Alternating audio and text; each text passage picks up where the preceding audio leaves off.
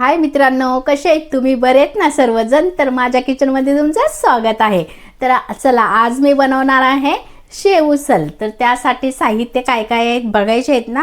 हो, त्या अगोदर जे कोणी माझ्या चॅनलला सबस्क्राईब केलं नसेल त्याने सबस्क्राईब करा, लाईक करा, कमेंट करा आणि हा ब्लॉग पूर्ण बघा. ओके, तर चला बघूया साहित्य आपण.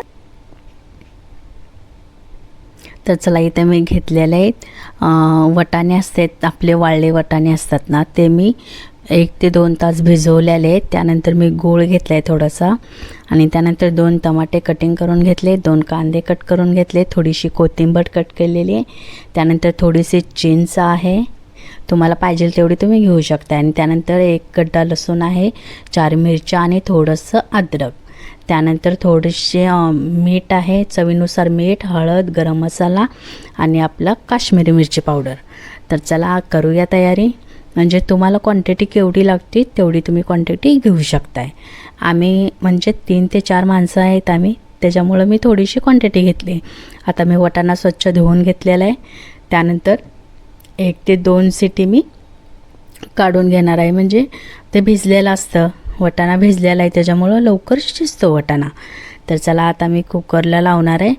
त्याच अगोदर थोडंसं मी मीठ आणि हळद टाकणार आहे, कारण जे वाटाणे असतात ना त्याच्या आतमध्येपर्यंत हळद आणि मीठ जातं, त्याच्यामुळे एकदम मस्त लागतं.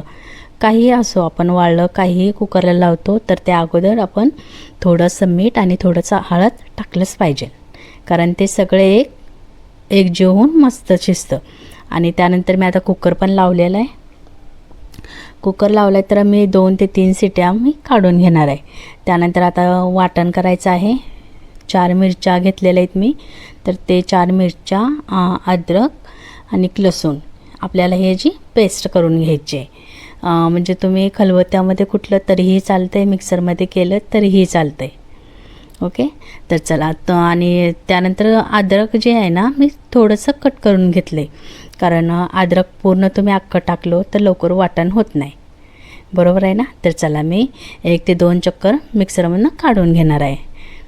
त्यानंतर जी चिंच होती ना ते मी भिजत ठेवलेली आहे पाण्यामध्ये, कारण आपल्याला चिंचाचं पाणी टाकायचं आहे. तर चला, आता हे मस्त आपल्याला वाटण झालेलं आहे. एका भांड्यामध्ये मी काढून घेते. म्हणजे तुम्हाला जेवढं तिखट वगैरेच लागतं तुम्ही तेवढं टाकू शकताय, कारण इथं मी थोडी क्वांटिटी घेतली त्याच्यामुळे मी 4च मिरच्या घेतलेल्या आहेत, कारण आमच्या इथं कोणी जास्त तिखट खात नाही आहे. म्हणून जर तुम्ही जास्त तिखट खात असाल तर तुम्ही जास्त मिरच्या वापरू शकताय. आणि म्हणजे हिरवी मिरची 4, आणि आपल्याला त्यावरून कलर येण्यासाठी आपण काश्मीरी मिरची पावडर टाकणार आहे, त्याच्यामुळं आपण हिरवी मिरची प्रमाणात टाकू शकतो आहे. तर चला, आता 3 ते 4 शिट्या आपण काढून घेऊया. आणि त्यामध्ये मी 2 पळी तेल टाकलेलं आहे, म्हणजे तेल जास्त प्रमाणेच टाकायला लागतं यामध्ये, म्हणून मी मोठे पळी घेऊन मी 2 पळी तेल टाकलेलं आहे. आणि त्यामध्ये अगोदर मी मीठ टाकणार आहे, कारण मीठ जो अगोदर का टाकायचं तेही तुम्हाला मी पाठीमागच्या व्हिडिओमध्ये सांगितलं होतं, आणि आता इथं पण सांगणार आहे. आता हे कांदा टाकणार आहे, कारण जी मसाले आपण कांदा टमाटर टाकतो ना ते एकदम मस्त शिजले जातात, कारण आपण मीठ टाकलेलं असतं तेलामध्ये, बरोबर ना. तर चला, आता आपण हे 2 कट केलेले टमाटे पण टाकूया त्यामध्ये, आणि थोडंसं एकजीव होईपर्यंत आपण त्याला फिरवून घेऊया. म्हणजे लय झालं थोडा वेळ, थोडंसं लाल लाल झालं की मग आपण मसाले टाकायला सुरुवात करूया. तर चला, असं एकदम मस्त कांदा आपल्याला भाजत आलेला आहे आता तेलामध्ये. आणि कसं झाकण ठेवायचं वर. कुठलंही तुम्ही कुठलीही भाजी करा, कांदा टमाटर आपण तेलामध्ये टाकतो. आता ही हिरवी मिरची टाकलेली आहे मी, तर कांदा टमाटर एकदम मस्त शिजले जातो, त्याच्यामुळं झाकण लावायचं. कधीही कुठलीही भाजी बनवताना झाकण लावायचं.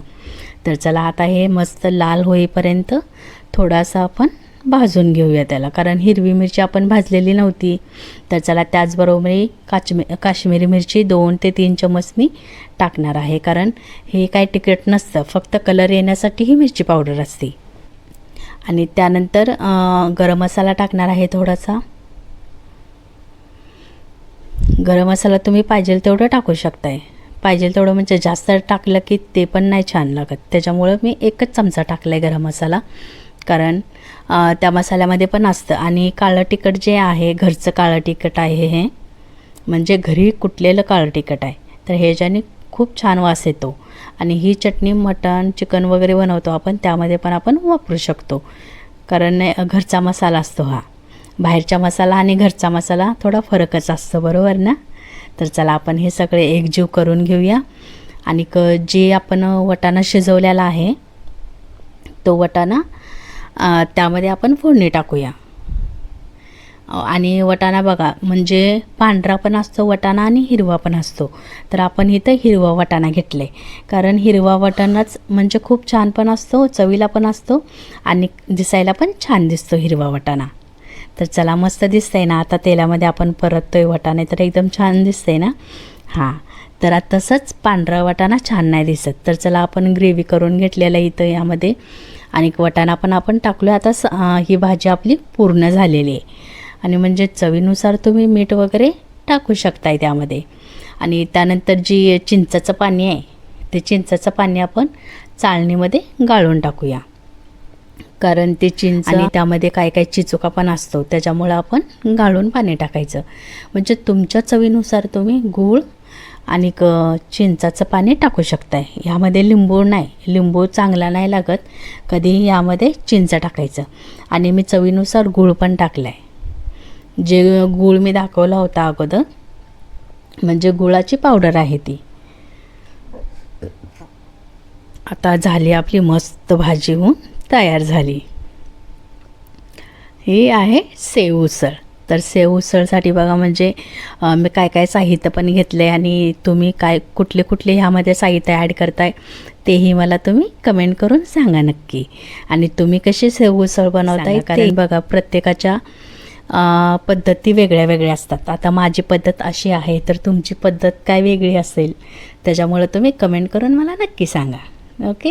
तर चला, आता शेव उसळ तुम्हाला एकदम दिसायला कशी दिसते, एकदम मस्त. आणि ही शेव उसळ जेवढी गरम गरम खाईल तेवढी मस्त लागते. म्हणजे थंड झालेली अजिबात छान नाही लागत. त्याच्यामुळे गॅसवरच ठेवायचं आणि गरम गरम खायचं. म्हणजे खायला बसलं की जाऊन जाऊन आणायचं, मस्त लागते. पण गॅसवरचं अजिबात खाली नाही ठेवायचं, गरम गरमच खायचं, मस्त लागते. मग सांगा कशी वाटली शेव उसळ तुम्हाला, तेही तुम्ही कमेंट करून नक्की सांगू शकताय. आणि तुमची पद्धत कशी आहे. तर चला, तुम्हाला शेव उसळचा व्हिडिओ कसा वाटला तेही तुम्ही कमेंटमध्ये नक्की सांगा. Okay, bye, love you.